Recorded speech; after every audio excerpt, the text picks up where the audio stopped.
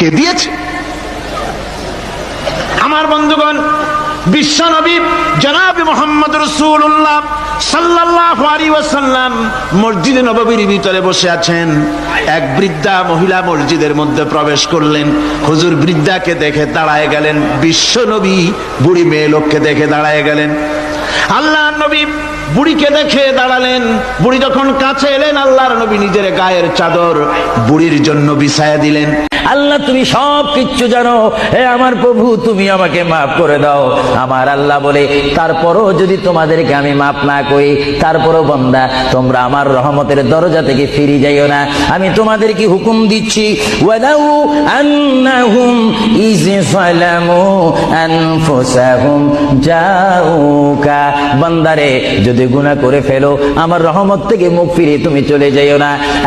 বান্দা, আকাশ পরিমাণ যদি গুনাহ করো, পাতাল পরিমাণ যদি গুনাহ করো, সাগরের পানি পরিমাণ যদি গুনাহ করো, পাহাড় তুলনায় যদি তুমি গুনাহ করো, আমার দরবার থেকে তুমি নিরাশ হইও না।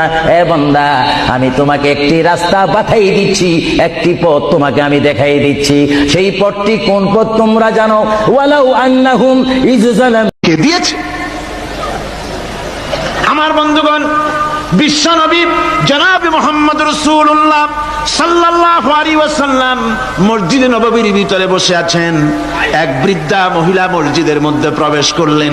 হুজুর বৃদ্ধাকে দেখে দাঁড়ায় গেলেন। বিশ্ব নবী বুড়ি মেয়ে লোককে দেখে দাঁড়ায় গেলেন। আল্লাহর নবী বুড়িকে দেখে দাঁড়ালেন। বুড়ি যখন কাছে এলেন, আল্লাহর নবী নিজের গায়ের চাদর বুড়ির জন্য বিছায়া দিলেন। আল্লাহ তুমি সব কিচ্ছু জানো, হে আমার প্রভু তুমি আমাকে মাফ করে দাও।